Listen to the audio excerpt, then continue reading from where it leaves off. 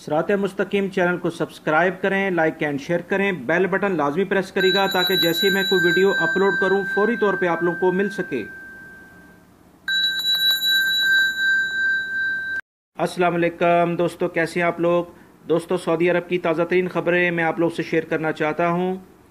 10 बरस कफील की कैद में रहने वाली खादमा बिलाखर कौंसलेट की मदद से आज़ाद हो गई। दोस्तों, नेपाली कौंसलेट की दानिशमंदी के सबब 10 बरस से अपने घर वालों से दूर खादमा के वापसी जाने की राह हमवार हो गई। कफील ने खादमा को हब्से बेजा में रखा हुआ था। इसे उससे टेलीफोन भी ले लिया था जिससे वो अपने घर वालों से भी किस्म किस्म का रब्ता नहीं कर पा रही थी। आज इस न्यूज़ के मुताबिक ताइफ में एक मुकामी शहरी ने 10 बरस कबल एक नेपाली खादमा मंगवाई थी, जिस पर इसने पाबंदी आयद कर दी थी कि खादमा को इब्तदाई तौर पर 3 साल की तो तनख्वाह दी, मगर उसके बाद उससे तनख्वाह भी नहीं दी जा रही थी और उसके घर वालों से किसी भी किस्म का रब्ता नहीं था।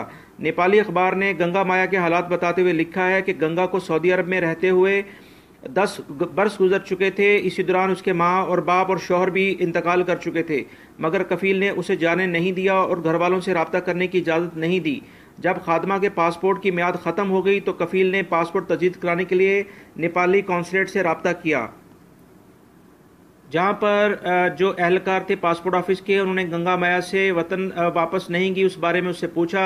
एहलकारों ने कफील से कहा कि पासपोर्ट की तजदीद कराने के लिए खादमा का जो है वो आना ज़रूरी है। बिलाखिर कफील दूसरे दिन उस खादमा को कौंसलेट ले आया। जब एहलकारों ने इससे दरियाफ्त किया कि वो इतने तवील अरसे से अपने वतन क्यों नहीं गई है, तो उसने अरबी में कुछ कहा और वतन वापस नहीं जाना चाहती। कौंसलेट ने नेपाली अखबार को बताया कि खादमा अरबी बोल रही थी क्योंकि कफील भी उसके हमरा था, मगर बात कुछ और थी, जिस पर गंगा माया को कहा गया कि वो नेपाली ज़ुबान में कुछ बताए।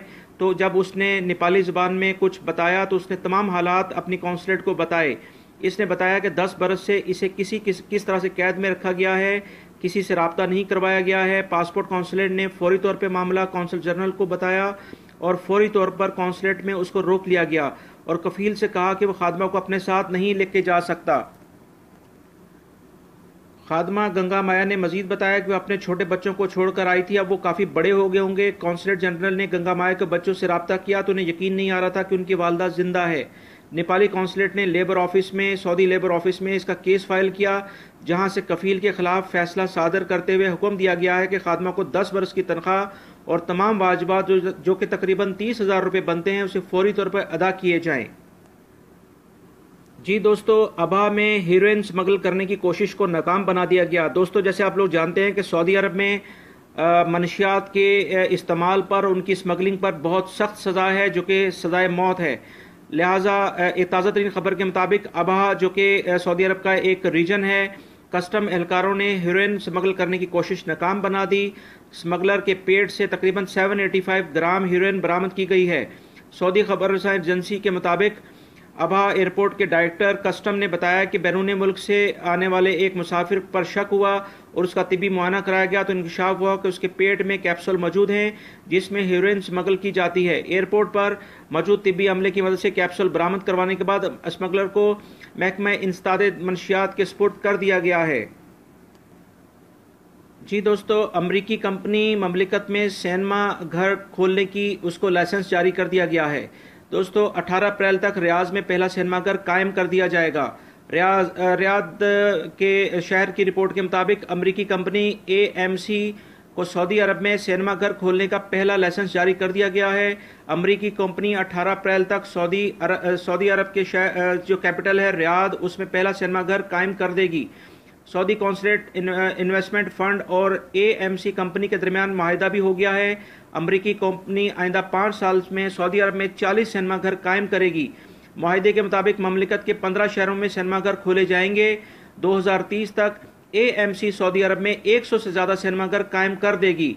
कंपनी ज़राए का कहना है कि सऊदी अरब की तकरीबन 70% आबादी जो है वो नौजवानों पर मुश्तमिल है।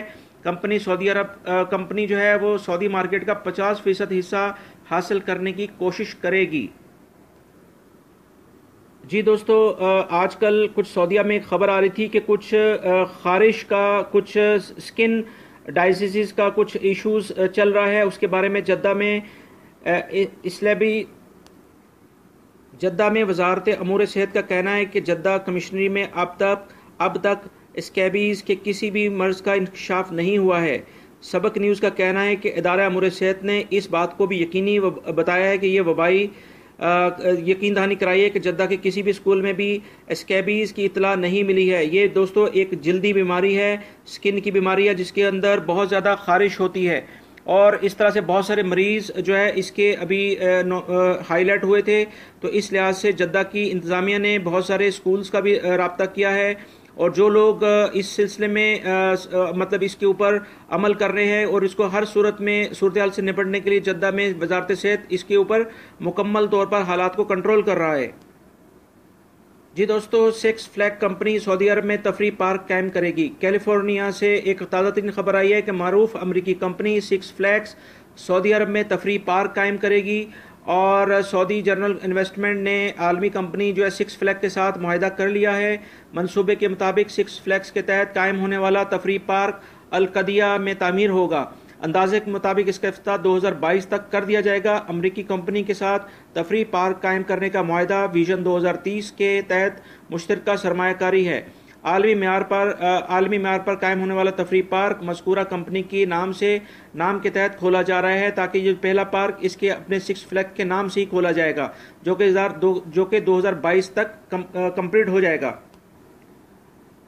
जी दोस्तों, मक्का मुकर्रमा के पहाड़ों पर परदेशियों गैर कानूनी पाकिस्तानी खानदानों के डेरे, इस सिलसिले में एक रिपोर्ट आई है कि मक्का मुकर्रमा के जो पहाड़ हैं वहाँ पर गैर कानूनी तौर पर कुछ पाकिस्तानी खानदान जो है, जो कि काफ़ी गरीब हैं, और उन्होंने डेरे डाल दिए हैं और वो झोंपड़ियाँ बनाकर अपने अहल खाना के हमरा वहाँ पर मुकीम हैं, और जहाँ पर मवेशी वगैरह भी उनके साथ कुछ हैं। और इन पहाड़ी सिलसिले में परदेसी पाकिस्तानी खानदानों पर गैर कानूनी तौर पर जो आबाद हैं, पत्थर और लकड़ी के टुकड़ों से बनी हुई कुछ झुग्गियाँ बनाई हुई हैं, और इन लोगों के पास जो बुनियादी ज़रूरियात ज़िंदगी वो भी नहीं है। इलाके में रहने वाले लोगों का कहना है कि गैर कानूनी तौर पर मुकीम ये ख़ानदान कुछ अरसे कबल यहाँ पर आके रहने लगे हैं, और उन्होंने जिस तरह से ये झुग्गियाँ बनाई हैं वहाँ पर ना कोई बुनियादी ज़रूरत है और ना ही कोई सामान है। संगलाख चट्टानों पर भी ये रहते हैं, और ख़वातीन भी इनके साथ हैं, बच्चे भी इनके साथ हैं। गैर कानूनी तौर पर मुकीम हर शख्स का कहना है कि हम कहाँ जाएं, मजबूर होकर इन पहाड़ों पर आ गए हैं। इस हवाले से करीबी आबादी के लोगों का कहना है कि कानून नाफिज करने वाले इदारों के एहलकार इस तरह के रुझान का सद्देबाब करें, क्योंकि इस तरह जराइम पेशा अफराद भी यहाँ पर आ सकते हैं। जी दोस्तों, अब मैं आपसे शेयर करता हूँ जो कि रियाल का रेट है दूसरे आपके कंट्रीज़ के साथ, पाकिस्तान, इंडिया और बांग्लादेश के साथ। सऊदी अरब की मुख्तलिफ ट्रांजैक्शन सेंटर से पाकिस्तान, हिंद और बांग्लादेश की जो रकम भेजी जाती है उसका जो रेट है वो आप लोगों के सामने मैं शेयर करता हूँ।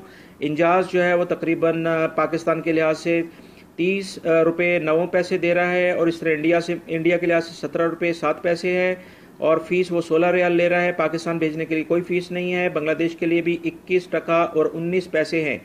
ये पूरी तफसील आप लोगों से शेयर कर रहा हूँ। फौरी जो है वो काफ़ी बेहतर रेट दे रहा है, और उसके बाद